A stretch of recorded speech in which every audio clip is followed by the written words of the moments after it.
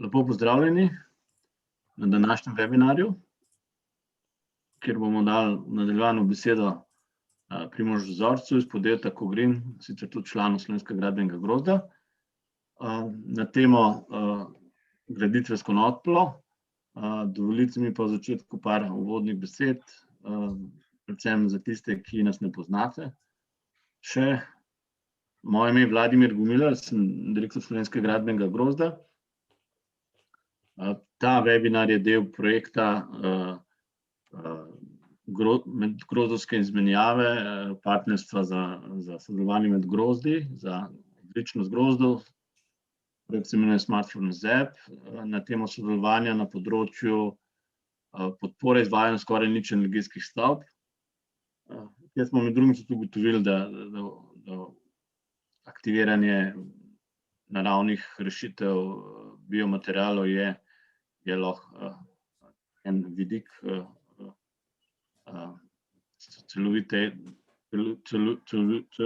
okviru celovitih rešitev za skoraj nič energijsko gradnjo, da to ne smemo zanemariti.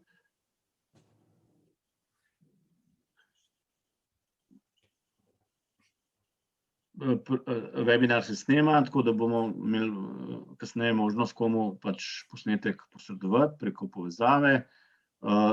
Vprašanja lahko postavite v chatu, lahko se tudi potem oglasite, ni problem, ni nas veliko. In vabimo vas, da informacijo o tem webinarju tudi širite preko socialnih omrežij, LinkedIna, Twitterja in Facebooka.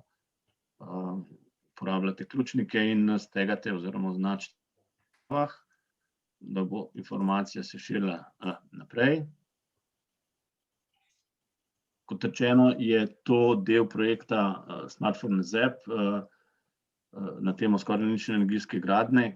To področje sodelovanja med grozdi je pomembno področje našega delovanja in mislim, da bomo tukaj kaj za pokazati. Že v treh, oziroma sodelujemo v dveh in enega smo končali in koordinirali v prejšnjih letih. In je to del pač naših aktivnosti za podporo razvoju, inovacijam in predvsem prehodu v krožno gradbeništvo.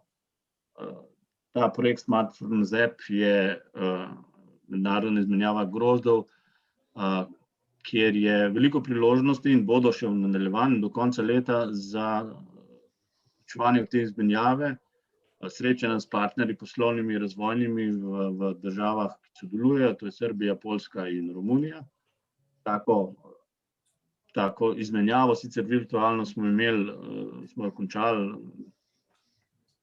12. februarja, na koncu meseca februarja, 6 dni, 6 dogodkov na različne teme. Mislim, da je bilo več kot aktualno za vse, ki so se udeležili te izmenjave. Upamo pa, da bo COVID situacija dopuščala, da bomo imeli realne izmenjave, kar pomeni, da bomo lahko omogočili podjetjem, članom grozda, obisk oziroma izmenjavo v teh državah, gostujočih, ki sem jih naštel, da se v bistvu lahko podjetja tudi srečajo v živo z podjetji in razvojnimi organizacijami v teh državah. Mislim, da je to lahko aktualna priložnost za marsikoga od nas. No, za zaključek tega uvoda bi se pa mogoče želel predstaviti naslednji korak, ki smo ga ravnokar začeli, oziroma aktivnost, to je novo partnerstvo za internacionalizacijo. Namreč ravnokar smo dobili potrditev naše prijave, da smo uspešno kandidirali. In v okviru pomembnega delovanja oziroma podpore Evrope, ki jo namenja grozdom, je tudi podpora internacionalizacijskim aktivnostim. In to so tako imenovana partnerstva grozdov za internacionalizacijo. Rečeno, mi smo enega že vodili, EKA, za krožno gradbeništvo, in sedaj smo uspeli zopet na podobno temo, krožno gradbeništvo, v sodelovanju z partnerji iz Italije, Srbije, Poljske in Madžarske. To je projekt IC Build, Boosting the internationalization for circularity in the built environment, podobno kot je bila EKA. Mi smo koordinatorji, Slovenski gradbeni grozd. Kot rečeno, to partnerstvo za strateško partnerstvo grozdov za internacionalizacijo. In cilj projekta je podpreti internacionalizacijo krožnih rešitev v integriranih gradbenih verigah in na tretjih trgih. To so države Kanade, Indije, Mehike, Združenih arabskih emiratov in Brazilije. Torej, če vas karkoli v zvezi s temi trgi zanima, ste seveda vabljeni k sodelovanju. Začnemo junija in pač plani grozdov imajo tu posebne možnosti in priložnosti. In mogoče čisto okvirno, kaj se bo dogajalo. Veliko poudarka bo na raziskavi teh trgov. Veliko poudarka bo tudi na usposabljanju za internacionalizacijo, kar je generalno pomembno, ne samo za te trge, ki smo jih našteli. In potem bodo, upajmo, zopet glede na to, kako se bo COVID situacija rešila, da bo potem ob koncu projekta oziroma v drugi polovici možno izvesti te mednarodne izmenjave oziroma obiske v teh državah, ki so naštete, to pomeni Indija, Mehika, Brazilija, Arabski Emirati in Kanada, in vzpostaviti razvojna in poslovna partnerstva v teh državah s partnerji. Nekatere smo že evidentirali, smo z njimi v kontaktih, tako da priložnosti so. Spodaj so pa še partnerji na samem tem projektu, to smo mi kot koordinatorji, italijansko združenje za osvetlitev, inovator iz Poljske grozd, grozd za renewables oziroma obnovljive vire energije iz Madžarske, gradbeni grozd iz Srbije in ekogradna Domus grozd iz Sicilije, Italija. Torej, če vas kaj takega zanima, vas vabimo k sodelovanju, da se nam pridružite in seveda gremo skupaj v izzive na teh tujih trgih. Toliko z moje strani, zdaj bi pa dal besedo kar Primožu, da začne s predavanjem. Hvala lepa, Vlado. Samo da ti omogočim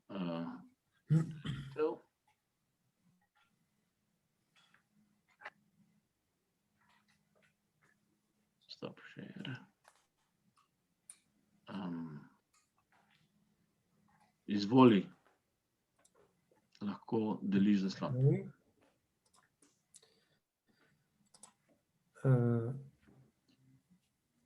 Vidite vsi?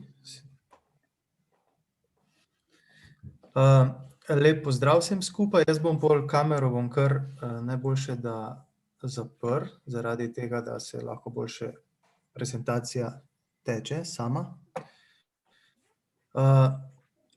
In sicer, moje ime je Primož Zorec, sem s podjetja CoGreen, in sicer želel bi vam predstaviti principe krožnega gospodarstva, kar vsekakor konoplja je. Vlado je že dal en lep napovednik okrog tega, in sicer zadnjič je imel tudi predavanje o krožnem gospodarstvu kot takem in priložnostih.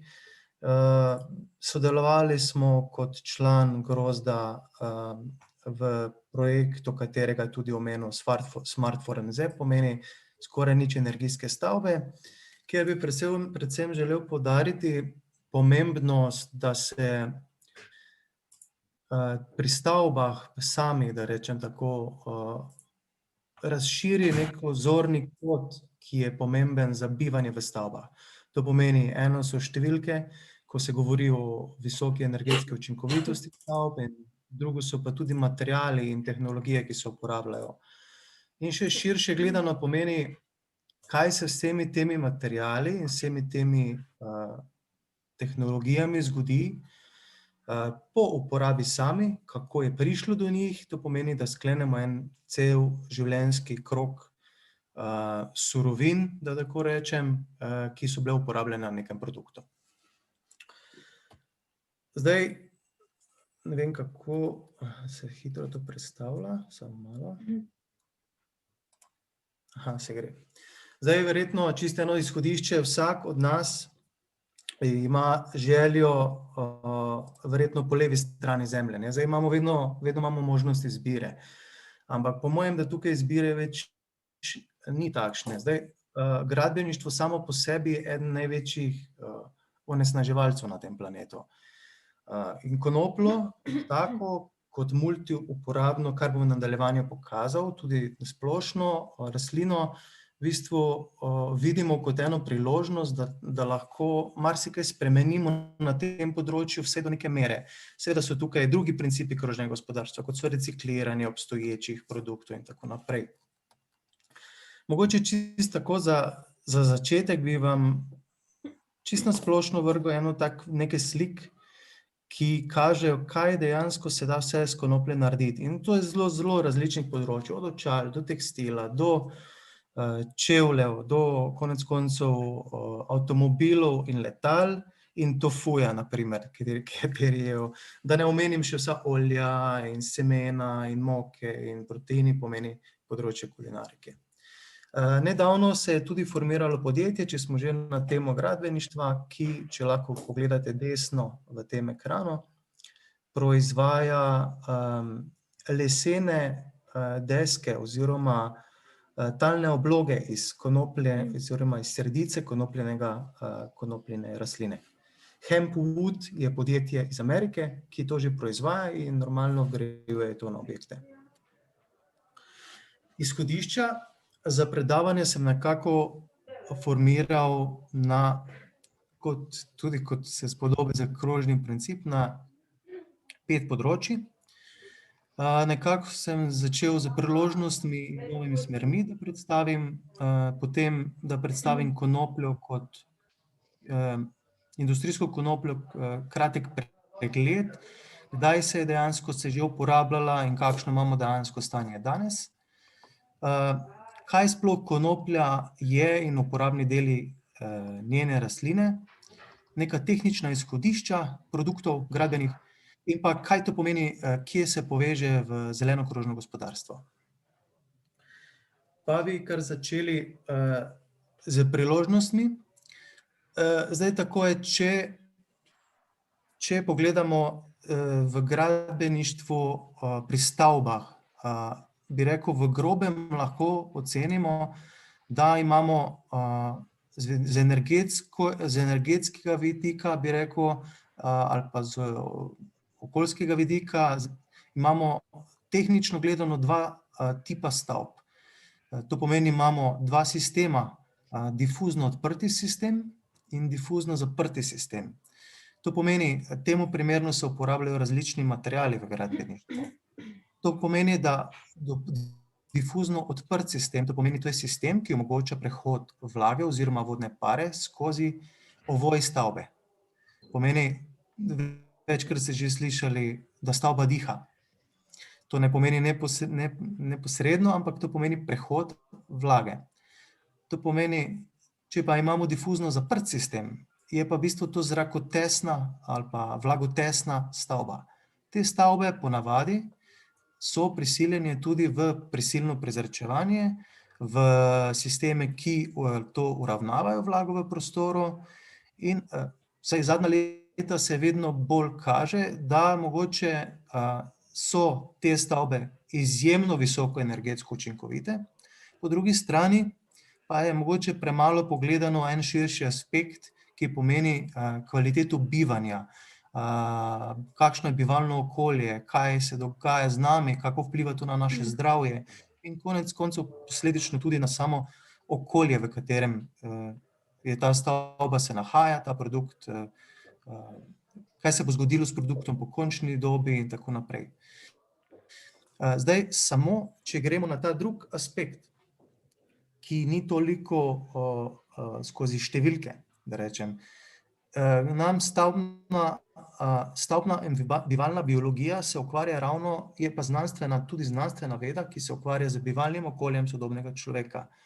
Temelji na dokazanih znanstvenih raziskavah in meritvah, ki so podprte z merilnimi napravami, standardi in usposobljenim osebjem.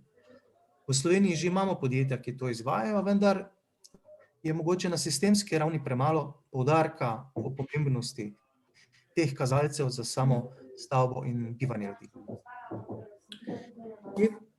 Potem bi rekel, bom se še dotaknil, kateri so ti gradbeni proizvodi, kaj se dejansko da s konoplje v gradbeništvu narediti. Za začetek osnova, da kot taka sta dve izhodišči v konoplji v gradbeništvu. To je en proizvod ali pa polproizvod, ki se mu reče konopljin beton. To je mešanica apna, konopljenega pezdirja, pomeni olesenele sredice konoplje v steblo in pa vode. In pa nekako konopljina izolacija, izolacijske plošče, razni drugi proizvodi, ki omogočajo izolacijo strani zvoka, toplote in tako naprej. Vse te produkte lahko uporabljamo tako za novogradnje in ne samo stanovanjske gradnje, enostanovanjske gradnje, temveč tudi večstanovanjsko gradnjo, kar v tujini se že to s pridom uporablja, in hkrati tudi za javne objekte, tudi za poslovne objekte, tudi industrijski objekti konec koncev so bili že zgrajeni s konopljinim betonom kot izolacijskim elementom. Naj poudarim, vsi ti materiali so izolacijski materiali. Pomeni osnova, konstrukcija je v bistvu ali je to les ali je to kak drug konstrukcijski material. Mogoče bi, da je čim bolj, bi rekel, predstavljivo vse skupaj, bi začetek pokazal kar precej slik. To pomeni, tukaj lahko vidimo, kako se dejansko gradi stavba, katere osnovni gradbeni konstrukcijski element je les, lesena skeletna konstrukcija. To je v bistvu enaka konstrukcija, pa zelo podobna, kot jo uporabljajo pri lesenih montažnih hišah in tako naprej.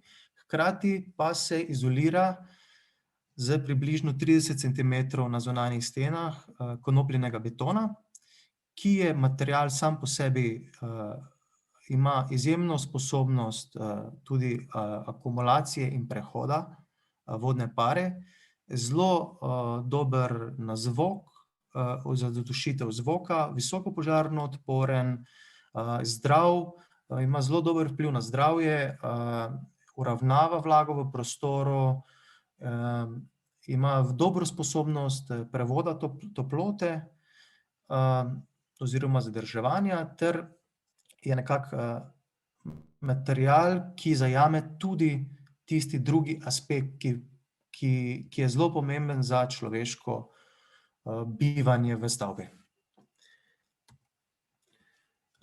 Tukaj recimo, tu smo bili na enem projektu v Franciji, kjer Francozi so namreč, da tako menim,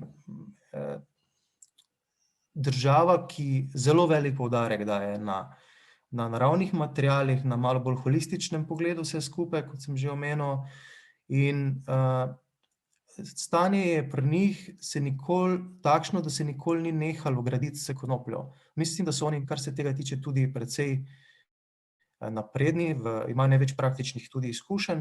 Namreč, kajti po drugi svetovni vojni, kjer je industrija šla na bazo nafte, da tako rečem, pomeni se je vsi proizvodi, ki se uporabljajo danes v gradbeništvu, so v veliki meri na osnovi nafte, to pomeni vsi plastike, folije, izolacije v dosti meri in tako naprej.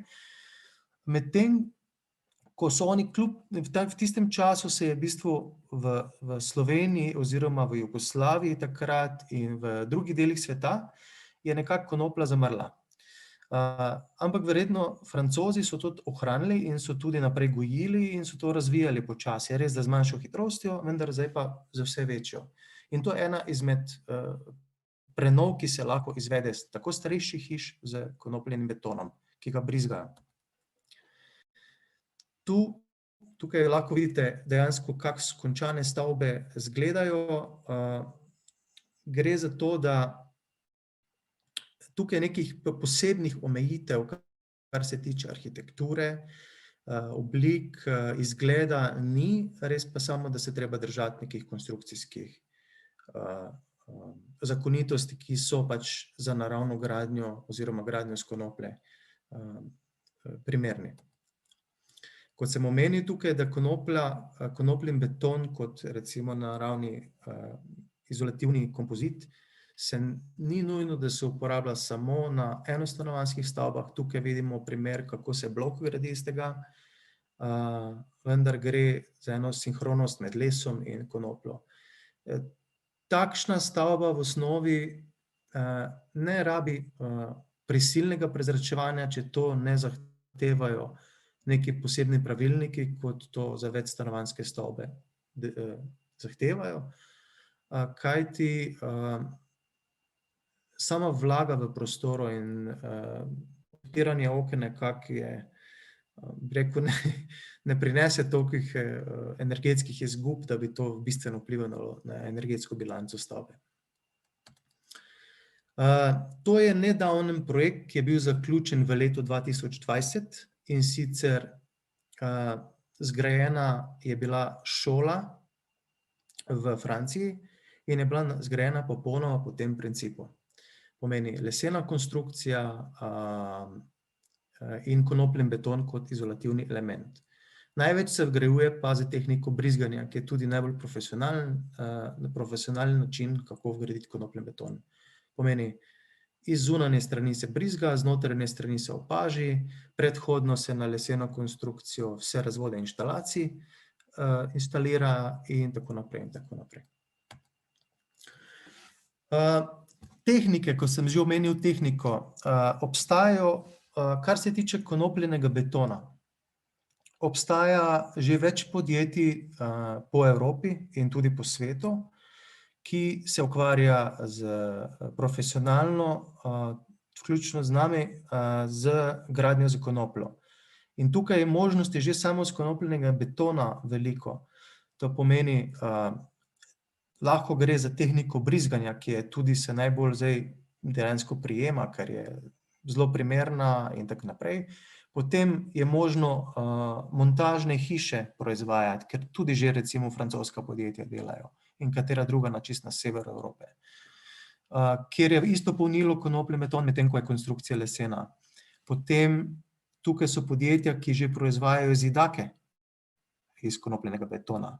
Res, da ti zidaki sami po sebi niso nosilni in je zato potrebno nek drugi del, vendar pa lahko se zelo podobno gradi kot pa klasična hiša.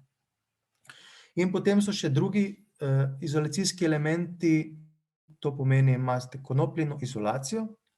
Konopljina, to pomeni iz dolgih vlaken konopljino izolacijo.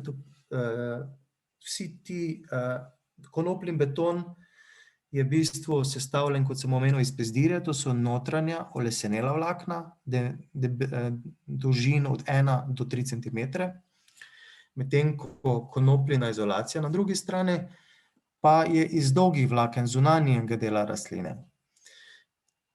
Ta izolacija je zelo primerna za recimo gradnjo med špirovce, lahke predelne stene, pomeni suho montažno gradnjo, čisto po domače. Medtem ko vsi ti trakovi in podloge so pa, kot bi rekel, nadomestilo obstoječim protihrupnim ali pa plavajočim podom, protihrupnim zaporam, tesnilnim trakovom in tako naprej. V bistvu vse na bioosnovi.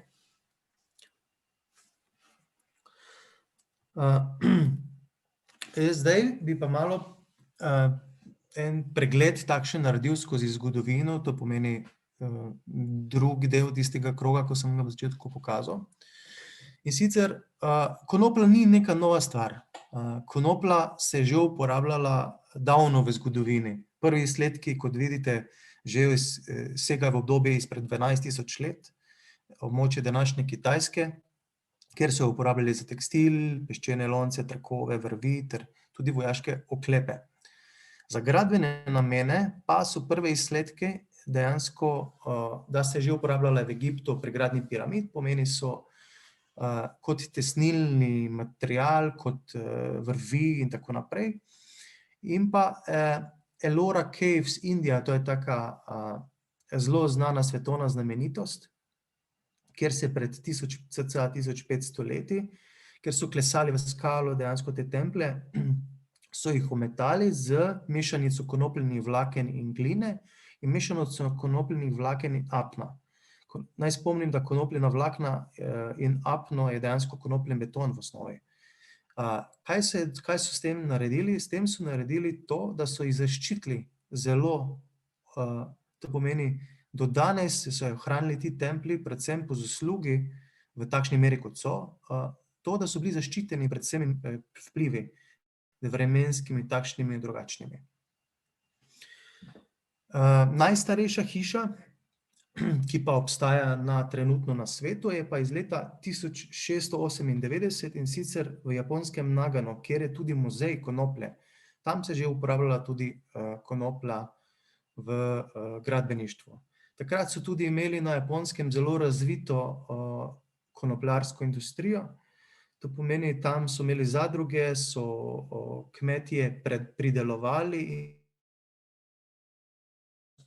posušili surovino in so jo vozili iz teh okoliških hribov Japonske, so jo vozili v mesto in tam se je dejansko industrija bolj formirala in razvijala. Tako naprej. Torej, še do 19. stoletja je predstavljala pomembno surovino za večji del sveta.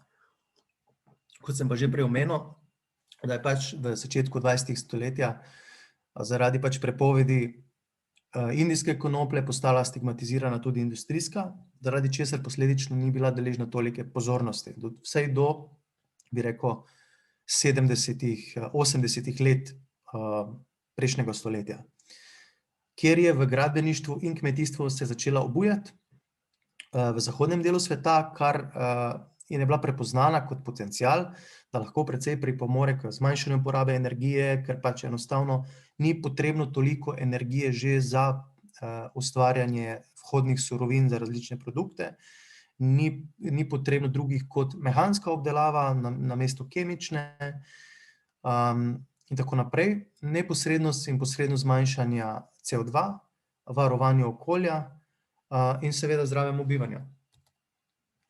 Zdaj poročilo leta 2019 Green Building Council kaže recimo, da je globalno gradbeništvo proizvedlo